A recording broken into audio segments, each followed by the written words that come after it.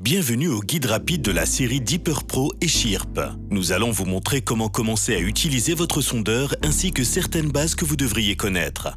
Pour commencer, scannez le code QR sur le boîtier du sondeur ou visitez la boutique d'applications sur votre appareil et recherchez Fiche Deeper. Pour utiliser l'application, vous devez d'abord créer un compte et vous connecter. Nous vous recommandons de le faire à la maison où vous avez une connexion Internet stable. Téléchargez également la carte hors connexion de votre région. Elle vous permettra de voir la carte du monde même s'il n'y a pas d'Internet dans votre lieu de pêche.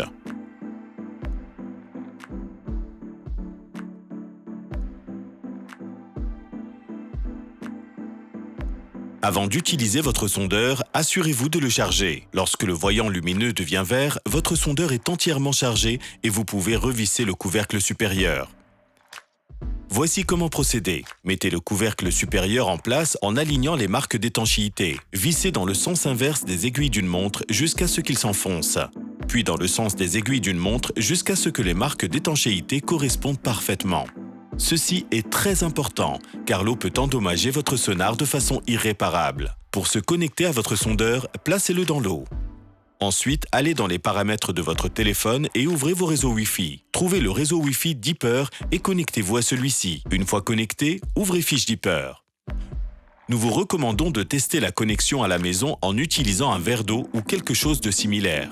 Lorsque vous lancez le sondeur depuis le rivage, assurez-vous d'utiliser une canne à pêche suffisamment puissante. Nous vous recommandons d'utiliser une canne dont le poids minimum de lancer est de 80 grammes. Pour la ligne de pêche, nous vous recommandons d'utiliser une tresse de 7 kg ou plus. Utilisez un nœud solide.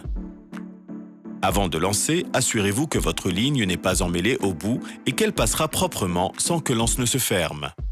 Inspectez de temps en temps votre ligne pour vous assurer qu'elle n'est pas effilochée. Lors du lancer, faites très attention à ne pas faire atterrir le sondeur sur des surfaces dures comme le sol, les arbres ou les rochers. Les sondeurs Deeper sont capables de maintenir une connexion à de très longues distances, mais il y a quelques éléments à prendre en compte si vous souhaitez atteindre la portée maximale. Tout d'abord, configurons votre smartphone ou votre tablette. Pour les appareils Apple, veillez à désactiver la fonction Wi-Fi Assist. Pour les appareils Android, désactivez la fonction Switch to Mobile Data. Selon l'appareil, il se peut que cette fonction n'existe pas ou qu'elle soit nommée différemment. Nous vous recommandons de désactiver les données mobiles, données cellulaires, lorsque vous utilisez votre sondeur. Lorsque vous lancez votre sondeur, ne placez pas votre téléphone sur le sol ou dans votre poche. Le signal Wi-Fi du sondeur est mieux reçu lorsque le téléphone se trouve au niveau de la poitrine. Veillez à utiliser la position correcte du boulon de fixation. Lorsque vous lancez depuis le même niveau que l'eau, utilisez le boulon de l'inférieur. Lorsque vous lancez depuis un terrain plus élevé, utilisez le boulon du milieu. Le bon boulon garantit que le sondeur est tiré au bon angle et reste aussi stable que possible.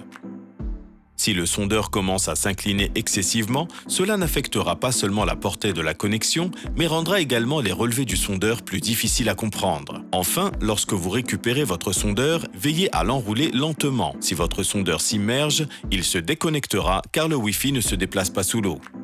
Pour assurer un signal GPS fort et précis, placez votre Deeper dans l'eau à proximité.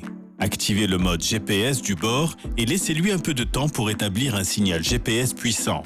La connexion peut prendre entre 5 et 10 minutes ou plus si vous n'avez pas utilisé votre sondeur depuis longtemps. Une fois que l'application affiche GPS trouvé, vous pouvez commencer à lancer. Le GPS est sensible aux conditions météorologiques et aux obstacles. Si vous rencontrez une perte de signal GPS, cela peut être dû à de gros nuages ou à la pluie. Les obstacles aériens tels que les arbres ou les lignes électriques affectent également le signal. Essayez donc de les éviter si possible. Lorsque votre sondeur est rangé pendant de longues périodes, veillez à le charger complètement tous les 6 mois. Une batterie déchargée se dégrade avec le temps et perd de sa capacité. Si les contacts d'eau de votre sonar semblent sales ou décolorés, utilisez une éponge rugueuse pour les nettoyer. Vous éviterez ainsi que le sondeur ne soit pas en mesure de détecter l'eau.